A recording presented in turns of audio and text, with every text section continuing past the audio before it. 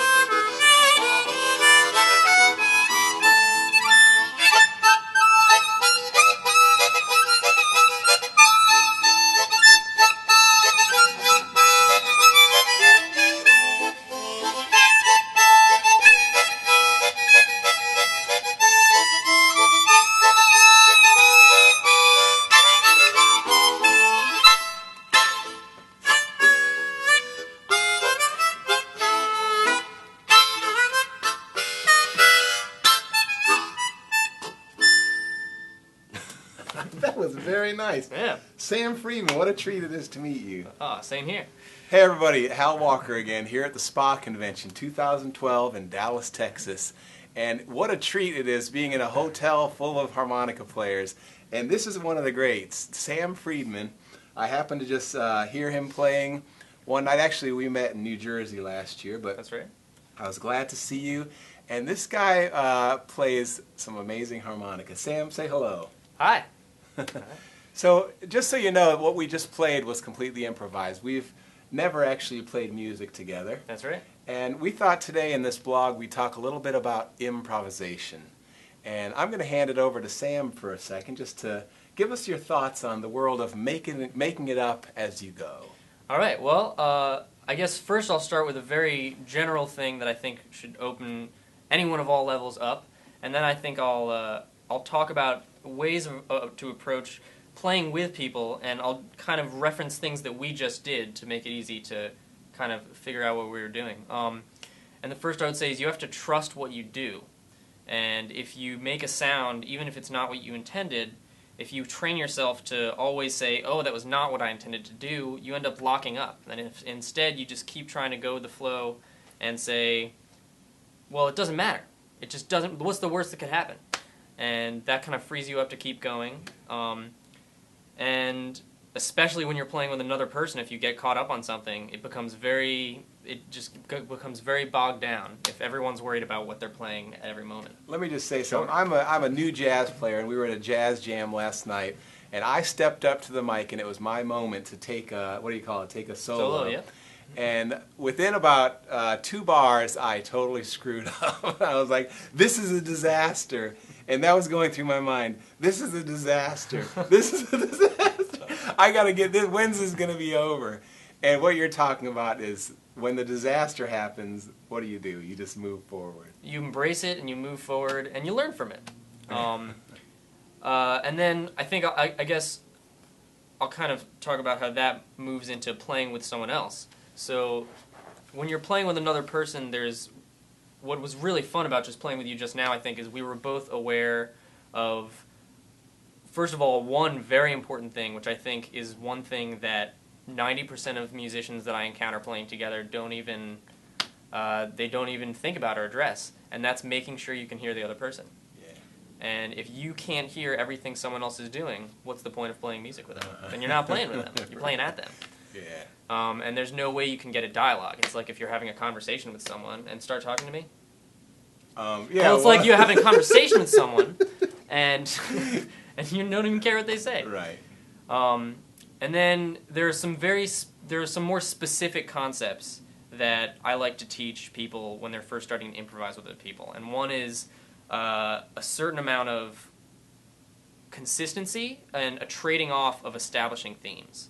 So what I mean by that is one person, when you're playing together, you'll have 2 people, often they're trying to improvise and they're always changing. But when you see great improvisers who seem like they're always changing, but they're changing together, what they're really doing is this constant back and forth of this dynamic whereby you have one person who's established something that's consistent, like a common beat or a groove or a theme or a melody. And then because that's established, the other person knows, like, okay, this is not going to change. I can do something on that. Mm-hmm. And they provide something with that. And they add a little bit. And then once they add a little bit, it changes everything. It changes the way you hear the original thing. And then when that new person B, adds that new concept, then they lock that down. Mm. And then you lock that down, and that becomes consistent. And then this person who was doing the first thing can see, okay, now that's the consistent theme or groove. And now I can stop and then add my thing and to this. And then it becomes this back and forth of changing. And it's a really beautiful thing. And I think two things that are important to help that work, which is important for everything that you do, musically or otherwise, is going to simplicity when possible. Because keep it simple. Keep it simple, because simple is complex. Yeah. I would say when you're playing with someone, it takes one note in one part of the beat to change the way everything feels. That's so cool. If I can demonstrate that very quickly. Yeah, go for it. So if this is interesting. Okay, so if you can just do something on the harmonica that's just very simple, just like this. Same key this beat. Before? Yeah. How about with a C harmonica? Yeah, that's great. And even simpler. Break that down. Perfect. So the way I bet most people are hearing this is da da da da da da da da da da da da da. So I'll do that, and then I'll change it very simply, and Hill's part will sound different.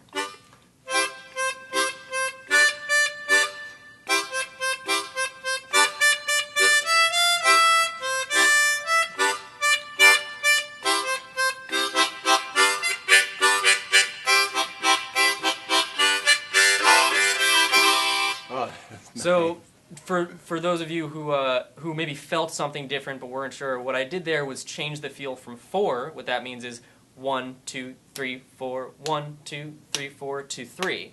1, 2, 3, 1, 2, 3, 1, 2, 3, 1, 2, 3. Nice. And it took 2 notes to do that. That's cool. And that's a really cool thing where when you're playing with someone and they have a very simple thing established, you can add something that not only changes what you're playing, you don't change, but it changes what they're playing without them changing what they're playing. If that makes sense. That's great. So, and then another thing, just quickly, which is what we just did, is often you have a phrase, and I really like to always encourage people and think to myself, what is the essence of that phrase? And boil it down to the essence of it, because it really just makes everything much more clear, and everyone you're playing with can hear the essence of it much clearly. So, I mean, just like we did it when you're going... The essence of that to me is just like, and you can even get further down in the essence to, Yeah, right. And the more you take a phrase and simplify it to the essence of the musical content, the more it opens it up for the other person to add something and change the music. That's sweet. I like that. Yeah. So would you, I asked you to play something on your own, something take us to the next level. All right. Are you going to improvise something, or would you do something that you have already worked out? Well, I think I'll improvise something given the nature of this experience. That's great. I'll try to not make it long, but what I'm going to do is just start with a random note, and it's all about not fearing that note, which is it seems so simple and cliche to say don't be scared of what you do, I know. but I know it's one of the hardest things to do musically is to free yourself to just go. Dealing with this mind is not easy. And it's interesting because it's the first mind we have. It's what children are, and then it changes as we get older. Probably because people change it for us, which is unfortunate. But anyway, take it away. Hey everybody, Sam Friedman, solo harmonica player.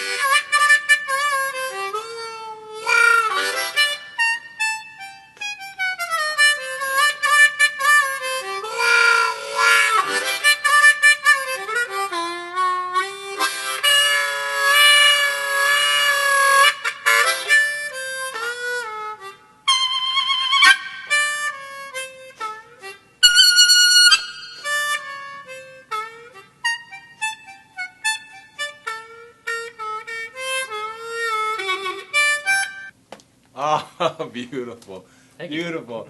I have to apologize for all the faces I was making over here, but it was so enjoyable and so satisfyingly surprising. Like every time you'd hit something, I'd be going like this. Really nice stuff. Thank you. I think another important thing is to be able to have a sense of humor with your music, Yeah. which kind of ties into the just don't worry if you just make a sound. Right. Because otherwise, what's the point? If you're So a lot serious? of the people that are watching this are Sure. new to the harmonica and maybe only own one harmonica, which is the key of C. So I thought you and I should improvise something with everybody and limit ourselves to nothing but blow, draw, and chords. That sounds great. No single notes. All you need is you don't even need a sound. Right. So any sounds are more than enough. Yeah. That's good. You So- don't even need a sound. I like to quote that. Yeah. In fact, you can see it right now below your screen. Yeah, that's you don't right. even need a sound. Yeah, and I don't want to discourage anyone if in that improvisation they say to themselves, well, I can't play all those notes because a large amount of time in my improvisations I don't play all those notes, Yeah. you know? So here are our choices: blow, draw, down, up, and maybe a little bit of tootly tootlies, if you Tootly wish to add. tootlies. All right, All that's right. what we'll call this. And if I may, just with the let's start with simplicity. Yes, nice idea.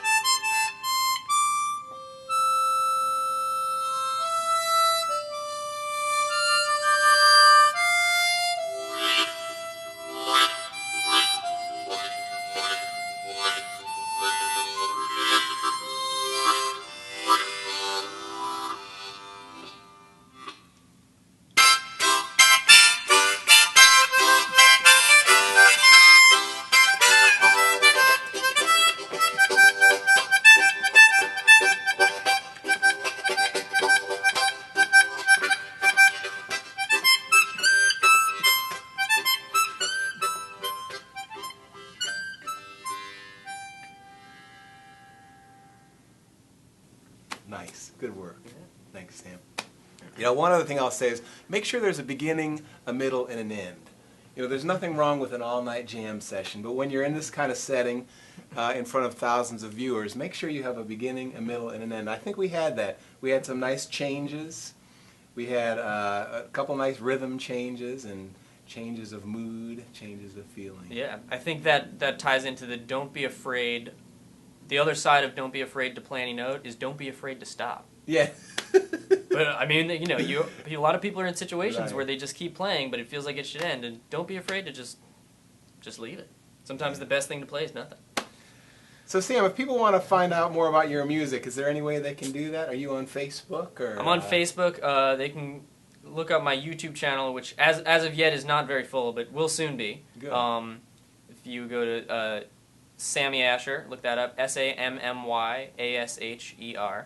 And I have a lot of my music, where you can find more of my music than anywhere else, is on Bandcamp. That's sammyasher.bandcamp.com. And I have an all harmonica improvised album. I have some harmonica overdubbing things I've done. I have a lot of my piano and banjo music. So, yeah. Well, this has been a treat. This guy's a real musician and a smart guy. I really appreciate hanging out with you, and thank you, Sam. Oh, thank you. All right, All go right. there. Cool. All right. That was really good. Oh, yeah, that was fun. Yeah, you were very interesting. I like that. Thanks.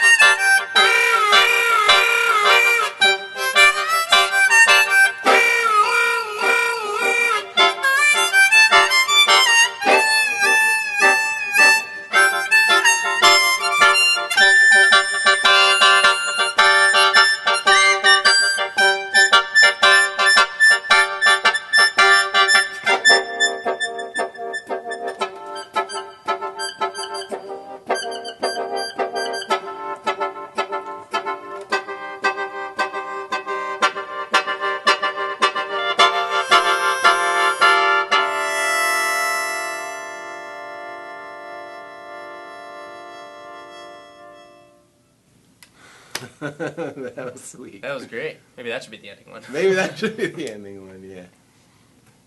Or both. I think people might continue watching. Yeah. Yeah, that was nice. it's funny. I found myself realizing towards the end, like, oh, okay, I'm doing a little bit of playing for the sake of it. I should just like let him grow what he's doing, and then see what comes from that. That happens all the time. It's like, what would happen if I didn't try to carry the whole thing? Yeah, I wish that was something I mentioned, is that you also, it's sometimes the best thing is just to like let the other person develop into something and see if then you want to come in. Yeah, I've spent a lot of my years improvising, waiting for the other person to figure out what I'm playing. And not enough times figuring out what the other person is playing. Yeah, it's a back and forth. And it's interesting, it's always been interesting for me playing with lots of different musicians, because people have so many different experiences of music, so many different levels of theory or levels of, of different, or just like a bit like musicality and things. And it's just, and there's always a way to make the same amount of great music with anyone. And those concepts that I was talking about are really useful for thinking about for that, because then there's always a way to like get to the core of what anyone's playing, to the point where everyone can talk to each other on the same level. Yeah, I love, if you were to give one word of advice to the audience, I think one thing that I'm going to carry with me is make sure, I always carry this. I already had this figured out. No, but I always need work on it. Listen to the other person. Find out where we can connect. It's not all about me. And I'm spent too much time in my head thinking about me, and it's about something so much greater than me. It's like the music is like eternal and never ending, and it will go far beyond myself. Yeah, I've heard the phrase before, serve the music, and that really, it took me a while to get what that meant, and it means it's not about like you did that great solo over that party's playing. It's about like, if you don't think about it like that, you'll end up creating music together that itself is so much more beautiful to experience and listen to. That reminds me of a terrible thought I had last night. Here we are at this jam session, and everybody's having a great time, jazz jam, and I don't know jazz. Jazz has always been this distant thing that I just couldn't figure out. And I decided last night as I was watching these guys that I'm jealous of for getting up there and doing these solos, I'm going to learn jazz. And next year I'm going to come back here and I'm going to get up there and I'm going to show them what I can do. And then you watch the guy leave, and then I get this sort of depressed feeling, like if that's what it's all about, if it's all about me practicing a whole year so I can show a few guys in the audience what I'm made of, that's really sad. So I'm going to change my mindset, and I want to learn jazz for the beauty of the music. I really would like to. Hey, you always can, and you already have the musicality of jazz. That's the thing. Right. There are a lot of jazz musicians I play with that don't know how to improvise with someone, and don't listen the way you do. Yeah. And I can tell that you've developed an intuitive experience of music. Right. Yeah. Which is much more enjoyable to play with than someone that knows. Than someone that can be like, yeah, but like check this out. It's not about, check this out. It's like, hey, like, check this out. Yeah, right, check this out, no doubt. And the only other thing I would say is, aside from, on the other end of spending more time listening to the other person, not trying to force something to happen. And that's something I in that last jam, I found myself, at the end, I caught myself doing that, and realized, okay, I need to just back off, because the best thing for the music, to serve the music right now, is for him to do what he's doing. And out of that will flourish something that maybe then I'll jump on, or maybe I won't. And I loved our ending, by the way. I came out of that quieter moment, and then I think you just played one final note. Yeah. Which was the right note. Which is funny, because I played that note, and I had a flash of a thought in my head of, oh, that's not the right note. But then I let that thought, that automatic conscious thought pass, and just kept the note out and found the beauty in how it connects. And had I developed the reaction to these things as then I would have stopped the note, and it would have sounded awkward, Yeah, nice. Yeah. It's all about the music. All right, on that note, we're going to say goodbye. This was really a treat. Thanks for having me. Yeah.